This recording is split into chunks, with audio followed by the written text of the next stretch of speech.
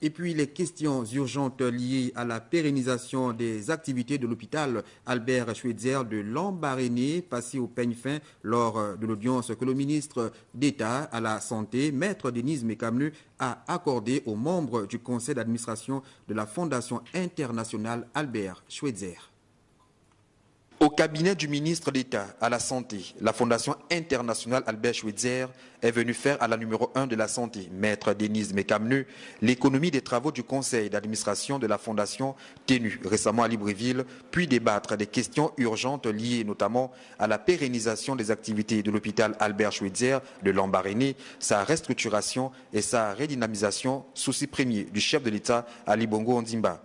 Le docteur Daniel Stoffel, président du conseil d'administration de la Fondation Albert Schweitzer et le directeur général de l'hôpital ont brossé devant l'autorité la situation actuelle de cet hôpital de référence.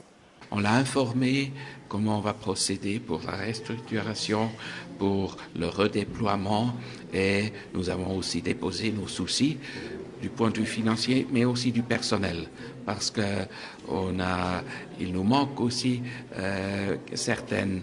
personnes médicales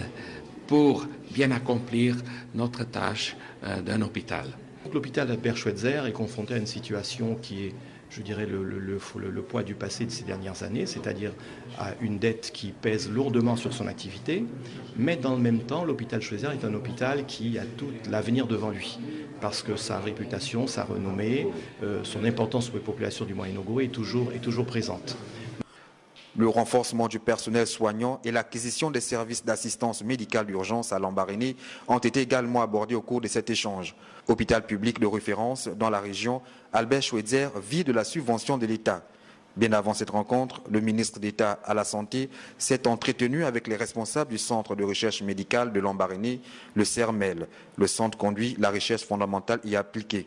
Le CERMEL ambitionne ouvrir une école supérieure de santé publique à Lambaréné. Autre partenaire au développement reçu par Madame le ministre d'État à la Santé, l'ambassadeur d'Égypte au Gabon, son Excellence Ahmed Bakr, qui est venu faire le point de la coopération en matière de santé entre le Gabon et l'Égypte.